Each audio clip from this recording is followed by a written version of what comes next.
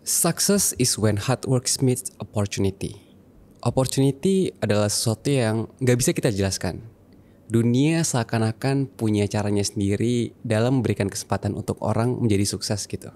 Dan itu bukan hal yang bisa kita kendalikan. Satu-satunya hal yang mungkin bisa kita kendalikan adalah kerja keras. Ya, kita harus yakin bahwa ketika kita udah kerja keras maksimal mungkin, suatu hari nanti semesta akan tahu kalau misalnya kita udah layak mendapatkan kesempatan itu. At least itu formula sukses yang gue percaya sampai sekarang. Tapi pernah gak kalian berpikir, kenapa ada teman kalian yang mungkin dulunya pas sekolah kelihatan biasa-biasa aja atau cenderung malas-malesan, tapi pas gedenya mereka jadi sukses. Sukses secara finansial, bisa mencapai cita-cita mereka, bisa mencapai apa yang mereka inginkan dalam hidup. Hari ini, gue dan Civivi akan menceritakan tentang perbedaan karakteristik dan keyakinan tersebut. Civivi, what do you think? Menurut lu, apakah itu sesederhana kalau misalnya orang yang bermalas-malasan itu, dunia lebih berpihak pada mereka aja? Apakah gak ada hal lain gitu yang bisa kita kontrol selain kerja keras? Sebetulnya malas-malasan ini kan juga relatif ya. Pertama relatif, kedua subjektif kan. Iya. Menurut kita di depan mata kita dia malas nih kelihatannya. Lu tahu nggak sih fenomena di ITB yang tidur di belakang IP-nya tinggi? Iya. Lu tahu kan? Sering banget. Karena menurut gue kan apa yang kita tahu belum tentu yang apa yang sesungguhnya gitu kan. Kita nggak pernah benar-benar tahu apa yang terjadi di belakang, ya nggak sih? Iya benar. Memang mungkin di sekolah dia nilainya jelek gitu misalnya ya, di kelas nilainya secara akademik jelek, tapi kan kita nggak pernah tahu kenapa jeleknya gitu loh. Kalau memang dia cuma main game, ya basically menurut gue ya dia nggak akan jadi yang kelompok sukses itu. Tapi kalau misalnya ternyata di belakang itu mereka membangun sesuatu yang kita nggak tahu gitu ya, ya berarti kan ya memang dia juga punya kerja keras di bidangnya sendiri gitu, sesuatu yang ya seperti yang kamu tadi bilang, hard worknya dia finally meets the opportunity gitu kan. Nah terus kalau misalnya kamu bilang, apakah tidak ada cara lain nih untuk sukses gitu kan, selain kerja keras gitu kan? Mungkin apakah ada sesuatu yang mereka lakukan berbeda gitu yang mungkin tidak kita lakukan? Menurut gue memang kadang-kadang tuh emang dunia nggak adil ya kelihatannya ya. Menurut gue tuh gue kerjanya lebih keras daripada dia, menurut gue ya kan misalnya. Iya menurut kita lah. Gue kerjanya lebih keras dari dia, terus gue lebih berdedikasi, gue lebih lama gitu kan, gue lebih tua gitu. Tapi kenapa kok dia yang dapet gitu? Kayak sebetulnya bener sih yang tadi lu bilang, kita nggak pernah benar-benar tahu formula alam semesta ini. Yang pertama tuh itu. Benar. Terus apakah tidak ada cara lain untuk sukses? Menurut gue nggak ada. Gak ada jalan pintas gitu. Ya, dari dulu tuh gue meyakini kayak nggak deh, kayak ada sesuatu deh yang mungkin kita bisa tahu membuat gitu. Yang membuat orang tuh bisa lebih cepat, yang membuat orang tuh bisa lebih jadi lebih gede gitu ya. Jadi kan dulu gue mencari tahu ya, apa sih yang kira-kira bisa, apa sih magic sprinkle-nya tuh apa gitu kan. Tapi semakin gue cari tahu ya, nggak ada nggak sih ya. Soalnya ya makin kesini kalau gue makin cari tahu, orang-orang kaya tuh bakal bilang kayak, orang kaya ya kayak si Panji bilang, orang kaya tuh paling malas sama orang malas banyak mau. Kayak gue dulu. Karena maksudnya kita kan banyak mau gitu kan, gue mau kaya, gue mau sukses, gue mau ini, tapi suruh kerja keras nggak mau gitu. Terus kalau misalnya dibilang jangan nyuruh kerja keras, sekarang tuh harus kerja cerdas gitu kan. Work smart. Iya, tapi yang gue percaya ya dari pengalaman gue, kita tuh harus kerja keras dulu, baru kemudian kita tahu caranya kerja cerdasnya, ngerti gak sih? Karena kita tahu celah-celahnya kan. Kayak misalnya lu ngedit podcast gitu, awal-awal kan lu kerja keras dulu kan, mesti kayak berjam-jam gitu, sampai akhirnya lu tahu celah-celahnya dan kemudian lebih cepat, lebih cerdas gitu. Nah jadi kalau misalnya ditanya apakah ada cara lain, makin kesini gue makin merasa nggak ada. Emang dedikasi, waktu itu penting banget. Dan kenapa kalau setiap orang bisa beda-beda? Karena sebetulnya ya Har, menurutku setiap manusia tuh tidak pernah benar-benar menginginkan satu hal yang sama Har. Itulah kenapa ceritanya akhirnya beda-beda. Belum tentu gak sih? Contohnya nih, contoh kasus nih yang paling deket lah, paling deket eventnya lah. Ada 3 orang putra terbaik bangsa dari Indonesia yang sedang mencalonkan diri untuk menjadi presiden. Tujuan mereka sama kan? Menjadi presiden kan? Iya. Tapi berangkatnya beda-beda gak sih Har? Jadi maksudnya yang ingin dituju sama kan? Iya. Tapi starting point itu menurutku udah beda gitu loh. Jadi menurutku tuh ceritanya tuh akan tetap beda-beda. Kalau papaku bilang, dia tuh bilang gini, sebetulnya setiap orang tuh nggak pernah benar-benar menginginkan satu hal yang sama dengan cara yang sama persis gitu loh, ngerti gak sih? Jadi misalnya sekarang setiap paslon itu pun itu kan punya cara masing-masing tuh. Iya, bahkan punya visi dan misi yang berbeda gitu. Makanya papaku bilang, sebetulnya setiap orang itu nggak pernah benar-benar menginginkan hal yang sama. Meskipun mereka pengen jadi presiden, tapi mereka tuh pengen jadi presiden A, presiden B, jadi presiden yang tipe A, tipe B, tipe C gitu loh, Har. Jadi tuh papaku bilang, nah itulah meskipun kelihatannya sama, tapi sebetulnya kan beda. Papaku akhirnya bilang, makanya kamu harus menunggu dunia tuh setuju pada karakter yang kamu mau itu untuk jadi sesuatu. Nah untuk kesana ya kerja keras ya. Lo pernah dengar gak bahwa misalnya orang yang cenderung lebih cepat sukses itu adalah orang-orang yang sering break the rules? Menurut lo gimana? Gue setuju. Setuju? Karena menjadi baik aja tuh tidak cukup ya, Har ya. Menjadi baik itu harus. Kalau kamu ngelakuin sesuatu dengan teramat sangat berdedikasi, pasti kan kamu jadi baik di situ kan. Iya, benar. Tapi kemudian ketika jadi baik, itu kamu kemudian akan harus menemukan sesuatu yang bikin kamu beda gitu loh, Har. Ya kan, ketika kamu ngulang sesuatu terus kan kemudian kamu kayak gue pengen kayak gini deh. Nah ketika kamu pengen kayak gitu kan kamu coba kesana, terus akhirnya kamu itu mengarahkan kamu jadi sesuatu yang beda gitu kan. Nah beda itulah yang kemudian akan buat kamu kelihatan gitu loh, Har. Menjadi berbeda itu sama dengan break the rules ya? Finally that person break the rules. Karena kan dia beda. Jadi menurutku tuh bukan sengaja dia tuh pengen break the rules. Menurutku loh ya. Bukan sengaja kayak misalnya melanggar aturan hukum gitu biar gue jadi beda gitu, menurutku tuh bukan kayak gitu. Jadi bukan sengaja kayak mencari celah untuk curang atau mencari celah untuk sengaja kelihatan nyentrik. Biasanya kan itu jadinya aneh aja, nggak beda, ngerti gak? Kayak banyak kan konten-konten yang tiba-tiba naik terus hilang orang entah kemana, tuh kan cuma dia aneh aja gitu loh. Itu belum jadi karakter kan. Tapi kalau kamu tuh ngulang sesuatu yang ngulang terus akhirnya kamu tuh beda, nah dia break the rules kan, dia challenge the status quo gitu akhirnya. Aku akhirnya makin di sini, Har. Kamu ngerasa gak sih kayak kita tuh ya berusaha jadi beda terus gitu loh. Apa sih karakter kita yang kita pengen asah terus gitu kan? Yang membuat kita tuh kita gitu. Berarti yang membuat orang tuh kalau nonton langsung tahu gitu. Itu adalah Core Podcast gitu misalnya. Berarti hard work yang dimaksud di sini itu bukan hanya kita bekerja keras following the rules, tapi kita bekerja keras untuk menemukan karakteristik kita yang mungkin berbeda dari orang lain, yang mungkin bisa dilihat menjadi breaking the rules atau mungkin break the habit. Menurut gue itu menjawab pertanyaan yang lu tadi awal ya. Kenapa kok orang yang kelihatannya males itu malah bisa beda? Karena kayak Mark Zuckerberg bilang, dia kalau hire orang dia akan hire orang males kan. Karena orang malas akan selalu menemukan cara yang gak terpikir sama orang lain gitu. Karena dia malas kan.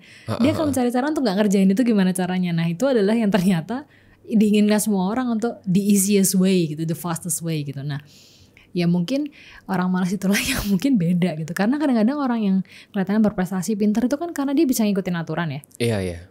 Kayak dia tahu cara mainnya, terus dia memainkan dengan sangat baik, sehingga kemudian kalau di sekolah by the system dia yang paling kelihatan gitu. Tapi kalau orang yang pengen melanggar sistem kan kalau di sekolah kan kurang bisa diterima gitu, sehingga ya dia kurang berprestasi gitu. Nah jangan-jangan yang beda dari anak-anak yang di sekolah kelihatannya pintar sama yang nggak kelihatan pintar ini, jangan-jangan ya di sifat itunya, sifat dimana dia mencari celahnya itu loh. Tadi lu sempat mention tentang yang namanya eccentric, ataupun yang bisa kita bilang juga dengan yang namanya narcissism atau narsistik. Menurut gue orang-orang narsis atau narsistik ataupun orang-orang yang eccentric kayaknya mempunyai karakter yang sangat berbeda yang bikin mereka jauh lebih mudah untuk sukses gak sih? Contohnya Elon Musk misalnya. Menurut gue Elon Musk itu orang yang nyentrik banget, orang yang narsistik, tapi in a good way gitu. Menurut lu apa bedanya narsistiknya Elon Musk dengan narsistiknya orang-orang lain yang berbeda gitu? Gue pernah kalau gak salah ini adalah salah satu kontennya Deddy Corbuzier zaman dulu banget sebelum dia mulai podcast ya. Kan dulu waktu dia podcast kan, sebelum podcast kan Smart People ya. Iya. Ingat gak sih yang waktu dia masih manggil penontonnya Smart People. Iya. Sampai sekarang gak sih dia tetap nyebut penontonnya itu Smart People? Masa? Oh enggak tahu sih. Jadi waktu itu aku ingat bahwa untuk sukses itu salah satu faktor yang dia bilang adalah lu harus jadi narsis. Tapi di satu sisi lu juga, dia bilang salah satu jadi narsis itu akan membuat lu mau nonton diri lu di depan kaca, dia bilang.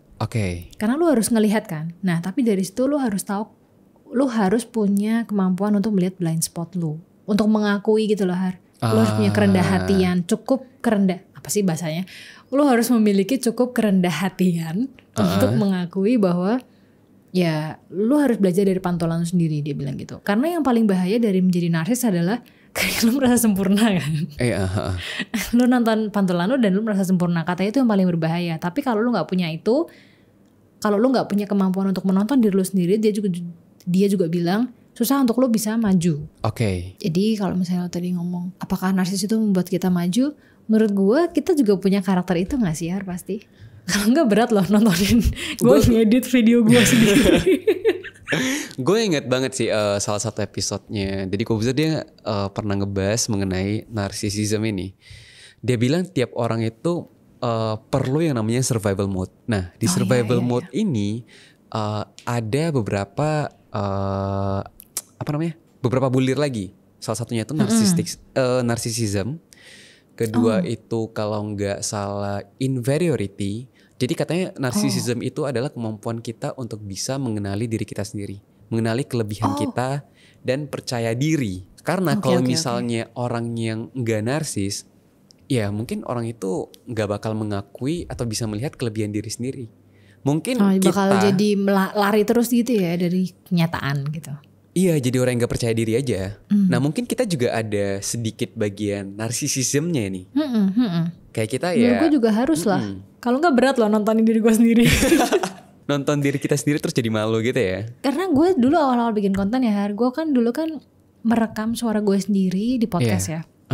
Kalau misalnya kalian bilang bahwa, kan banyak yang ngomong kayak suaranya kok bisa kayak gitu, suaranya kok bisa enak gitu ya. Itu tuh dilatih. Maksudnya ini tuh bukan given gitu, enggak. Gue tuh nggak spesial gitu, itu harus ada latihannya gitu. Jadinya waktu dulu gue ngerekam suara gue sendiri, gue jijik juga ya. Kenapa gini suara gue ya? Makanya gue setuju banget ketika Deddy Corbuzier mention bahwa untuk menjadi sukses, salah satu traitsnya tuh orang harus narsis dulu. Lu harus bisa percaya diri, lu harus bisa bangga dulu sama diri lu sendiri. Karena kalau misalnya kita nggak narsis, ya kita nggak pede untuk menunjukkan bakat kita.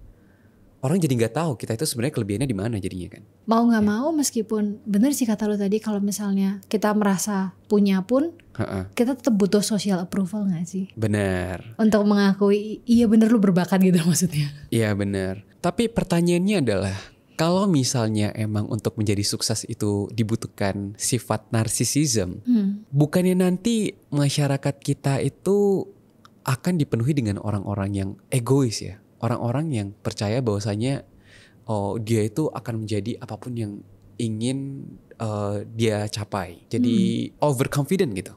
Menurut lu gimana cara mengeremnya gitu? Apakah ada batasan-batasan tertentu yang bisa mengeremnya? Menurut gue ya Har ya, dari pengalaman gue nih ya, menurutku itu perjalanan dan proses. Dimana kalau lu tidak cukup rendah hati untuk mengakui bahwa lu tuh hanya sekedar manusia, maka alam semesta akan menunjukkan realita itu di depan muka lu. Menurut gua. Maksudnya gimana tuh? Lu gini deh, perjalanan anak normalnya itu kan sekolah gitu ya, sekolah, terus kemudian ya kalau lu nggak kuliah atau lu mulai meniti karir gitu ya. Iya. Di umur 18, 20, 22, lu tuh merasa kayak lu tahu segalanya, ngerti gak sih? Oh iya. Lu tuh merasa kayak gue udah dewasa gitu. Ya kan kita pernah kan, kan. Dimana kita merasa kayak kalau dibilang pada saat itu orang bilang lu tuh narsis, lu tuh belum tahu apa-apa. Emang lu merasa? Enggak kan Har? Gue ngerasa kayak gue tahu kok apa sih maksud lu kayak gitu kan. Karena gue merasa tahu gitu. Jadi memang orang kalau ya lagi di atas ya nggak tahu, nggak sadar. Nah, menurut gue akan ada polanya di mana ketika lu merasa lu paling di atas, ya hidup akan menunjukkan realitanya gitu. Nah, kalau tadi bilang gimana kalau masyarakat kita dipenuhi oleh orang-orang yang narsis gitu kan?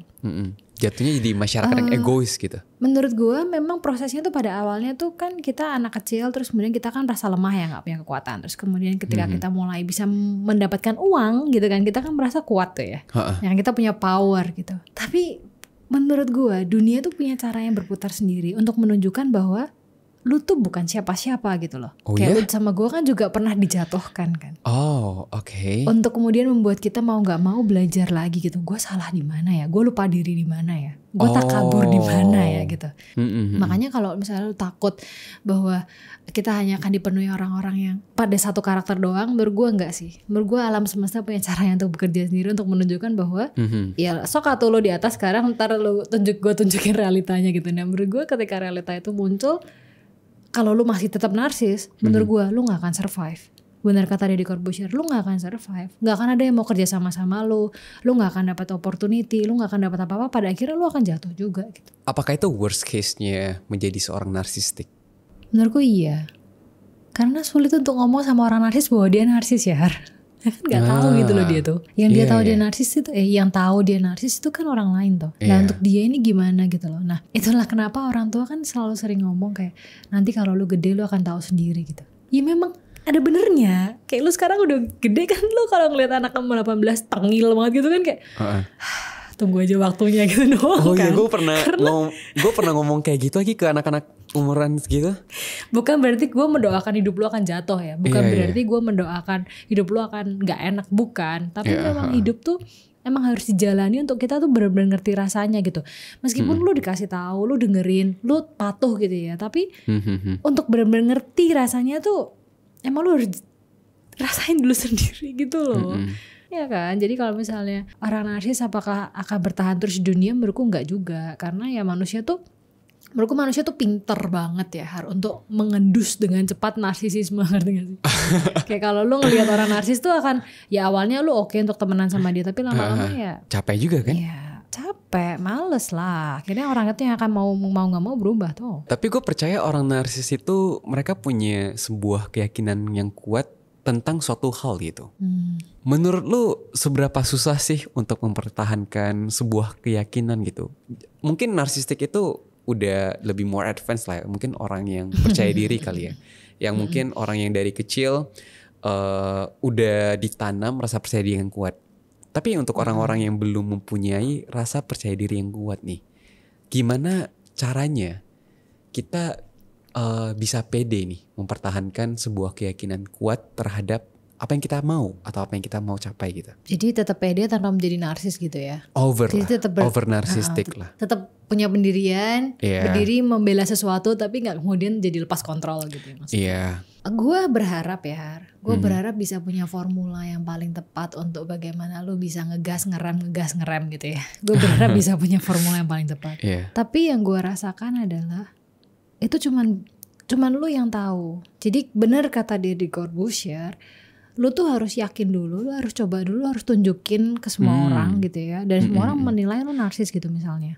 Dan mungkin di satu titik lu akan jadi narsis. Tapi yang paling penting adalah di titik dimana lu diingetin semua orang gitu ya. Di titik dimana lu merasa kayak gue udah sempurna. Di titik dimana gue udah gak bisa lebih baik lagi dari ini apa segala macam. Di titik itulah lu perlu untuk mempertanyakan diri lo lagi gitu. Cara kita taunya? Itu menurut gue itu pentingnya orang punya konsultan. Konsultan? Iya, menurut gue itulah kenapa meskipun direktur gitu dia masih punya penasihat. Meskipun dia udah ya misalnya kayak presiden pun dia masih punya penasihat gitu. Menurut gue misalnya kayak atlet Ronaldo pun dia masih punya pelatih gitu. Jadi memang kita mesti punya satu orang yang kita percaya, yang kita dengarkan meskipun enak dengerin dia, karena kan dia kayak berusaha untuk ngerem kita terus kan. Lu kalau lagi ngegas kan malas gak sih nginjek rem gitu loh. Tapi kan orang ini emang harus selalu ada gitu loh untuk ngingetin lah. Karena bener-bener susah hari kalau misalnya lu lagi berkendara gitu ya, terus lu merasa lu udah jago naik mobil gitu, terus bapak lu kayak ngomong awas, lu enak gak sih lama-lama? Iya gitu loh, ngerti gak sih? Kan bener. Gue tuh ngerti gitu loh. Terus tapi kan ya kita harus mengakui bahwa dia benar gitu.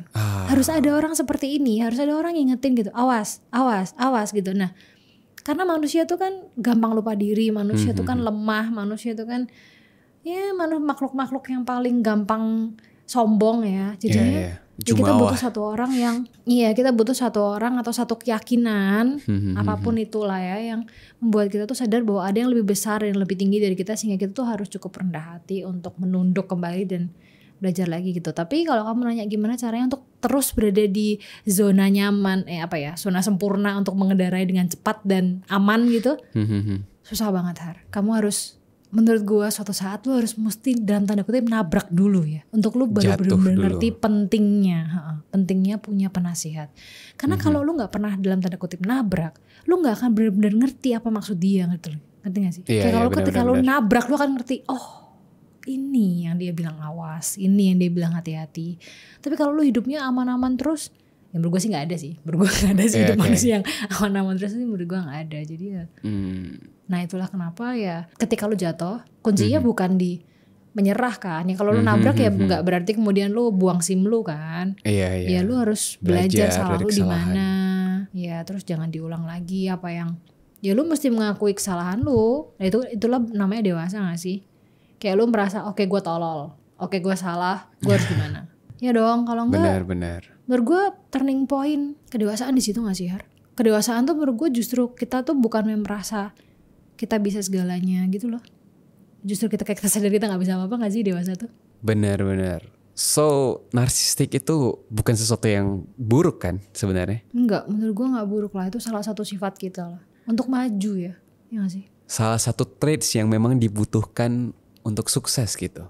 Tapi pertanyaannya adalah bagaimana caranya kita bisa menggunakan narsisisme kita ini, kepercayaan diri kita ini tentang satu hal untuk sesuatu yang berguna gitu, sesuatu yang lebih baik gitu. Bukan hanya untuk diri kita sendiri. Kan ketika lu tadi narsis, lu nyoba kan, dan kemungkinan besar ketika lu nyoba terus lu akan jatuh. Dan itu adalah hal yang biasa. Jangan ditangisi, jangan didramatisasi lah. Itu tuh sesuatu yang sudah seharusnya. Yang paling penting adalah lu bangun lagi dan lu coba lagi. Benar. Nah, kuncinya di mana? Ketika lu jatuh, itu kan tuh bangkit susah ya. Iya, benar. Nah, menurut gue lu akan kuat bangkit lagi kalau lu tahu bahwa lu bangkit lagi itu untuk for the greater good gitu, untuk tujuan yang lebih besar daripada hanya diri lu sendiri. Karena narsis itu kan karena lu berpusat pada diri lu doang kan. Karena lu nggak punya tujuan yang lebih besar daripada lu menunjukkan diri lu gitu loh. Oke. Nah ketika lu jatuh, kan lu merasa kayak gue nggak ada artinya, gue salah, gue apa gitu kan lah. Untuk lu bangkit lagi tuh lu harus melihat sesuatu yang lebih besar, bahwa pendirian lu kemarin itu ada bagusnya, tapi bukan buat diri lu doang gitu. Harus buat sesuatu yang ya kebaikan yang lebih besar gitu, untuk orang yang lu sayang, untuk masyarakat gitu loh, maksudnya untuk sesuatu something greater good than you gitu, something greater than you. Kemudian ketika lu berjuang, kan lu bangkit nih, lu berjuang untuk sesuatu yang lebih besar daripada lu. Menurut gua lu akan lebih dekat pada wisdom. Kebijaksanaan. Iya, nah kebijaksanaan itulah yang kemudian akan membuat kita lebih pandai menghadapi kegagalan. Karena kan hidup kan isinya gagal ya. Itu kan hidup tuh kan hanya series kegagalan yang lo ceritakan gitu kan sebenarnya. Jadi dan itu kan semakin tua kegagalan itu tuh akan semakin berat kan. Nah, wisdom itulah yang akan mengawal kegagalan kita dengan lebih baik dan lebih cepat kita bangkitnya aja sih. Jadi jangan dibenci narsisismenya maksudnya. Berarti supaya narsisisme itu tidak menciptakan suatu masyarakat yang egois, berarti kita harus tahu gimana caranya menggunakan keyakinan kita, narsisisme kita untuk sesuatu yang bermanfaat gitu, bukan hanya untuk diri kita sendiri, tapi untuk orang lain juga. Barulah kita tidak menjadi pribadi yang egois.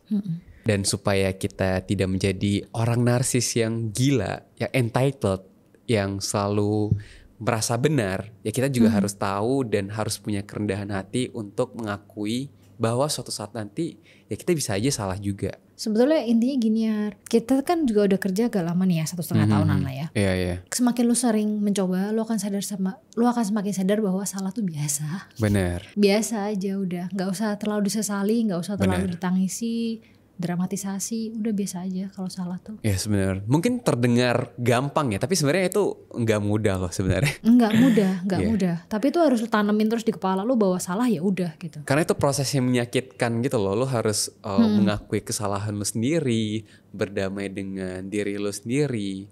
Dan mungkin setelah lu banyak gagal, setelah lu banyak melakukan kesalahan, ya mungkin wisdom itu akan perlahan muncul mau nggak mau kan, kalau nggak kita nggak tahan loh Har. Benar tergilas pasti gitu. Jadi ya udah salah ya udah gitu. Jangan takut, karena banyak yang di kolom komentar tuh kayak, tapi gue salah, gue udah coba, gue salah. Ya udah coba lagi. Udah gitu dong. Coba lagi. So, lu setuju berarti? The key of success itu selain bekerja keras, kita juga harus punya karakter narcissism, terus kerendahan hati untuk mengakui kesalahan, dan kebijaksanaan.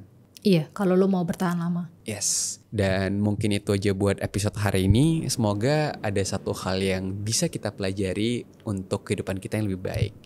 So, itu aja buat episode hari ini. And until next time, bye-bye. Bye.